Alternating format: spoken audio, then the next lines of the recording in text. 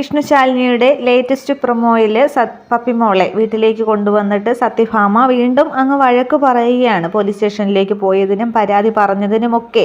വിഷ്ണു ആണെങ്കിൽ അടുത്ത് തന്നെ ഇരിപ്പുണ്ട്. പക്ഷേ സത്യഭാമയാണെങ്കിൽ ആര് പറയുന്നതും കേൾക്കാനായിട്ട് തയ്യാറാകുന്നില്ല. അവസാനം ഈ പപ്പിമോള് ചോദിക്കുന്നുണ്ട്, ചേച്ചിയമ്മയെ കണ്ടുപിടിക്കാനല്ലേ, വേറൊന്നിനും വേണ്ടിയിട്ടല്ലല്ലോ എന്നിങ്ങനെ ചോദിക്കുമ്പോൾ അവളുടെ ഒരു ചേച്ചിയമ്മ എന്ന് പറഞ്ഞ് കുഞ്ഞിനെ തല്ലാനായിട്ട് സത്യഭാമ വീണ്ടും കൈ ഓങ്ങുകയാണ്.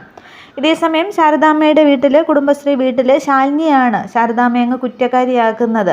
ഇവിടെ തെറ്റ് ചെയ്തത് പപ്പിയോ സത്യമോളോ ആരുമല്ല, അവളുടെ പപ്പിയുടെ ചേച്ചിയമ്മയാണ് കുറ്റം ചെയ്തത് എന്ന് പറയുമ്പോൾ ശാലിനിക്ക് അങ്ങ് ആകെ സങ്കടം വരികയാണ്. പപ്പിയുടെ ചേച്ചിയമ്മയ്ക്ക് അവളുടെ വിഷ്ണു വല്യച്ഛനോട് സത്യങ്ങളെല്ലാം തുറന്നു പറയാമായിരുന്നു എങ്കിൽ ഇങ്ങനെയൊന്നും സംഭവിക്കില്ലായിരുന്നു എന്നിങ്ങനെ പറയുമ്പോൾ നിസ്സഹായമായിട്ടും നിറകണ്ണുകളോടുകൂടി ശാലിനി ഇങ്ങനെ നിൽക്കുന്നതായിട്ടാണ് കാണിക്കുന്നത്. തുടർന്ന് സത്യഭാമ വഴക്ക് പറഞ്ഞതിലൊക്കെ വിഷമിച്ച് പപ്പിമോളാണെങ്കിൽ അങ്ങ് തിണ്ണയിൽ മുറ്റത്ത് അങ്ങ് തിണ്ണയിൽ വന്നിരിക്കുന്നതായിട്ടും കാണിക്കുന്നുണ്ട്. വിഷ്ണുവും ആകെ വിഷമിച്ചിരിക്കുന്നതായിട്ടുമാണ് കാണിക്കുന്നത്.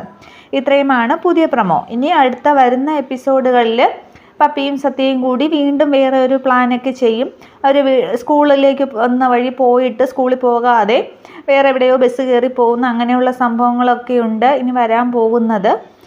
അതൊക്കെ നമുക്ക് വരും എപ്പിസോഡുകളിൽ കാണാം. Okay, thank you.